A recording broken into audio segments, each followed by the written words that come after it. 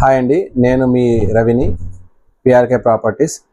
ఈరోజు మీ ముందుకు రావడానికి గల కారణం ఒక విషయాన్ని మీకు తెలియజేయడానికి.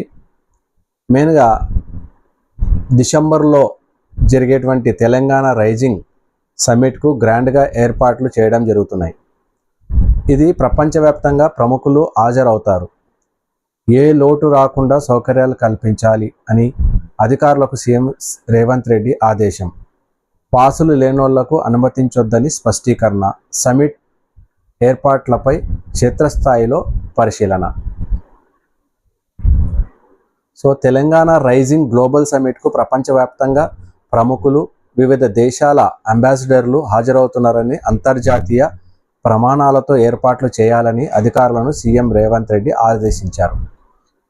విదేశీ ప్రతినిధులకు ఎలాంటి అసౌకర్యం కలగకుండా చూసుకోవాలని, ఏర్పాట్లతో రాజీ పడవద్దని ఆయన స్పష్టం చేశారు.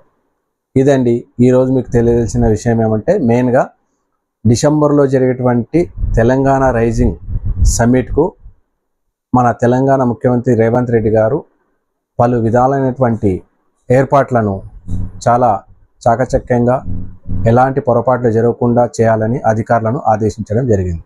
Thank you. ఇంకొక వీడియోతో మళ్ళీ కలుద్దాం. Thank you very much.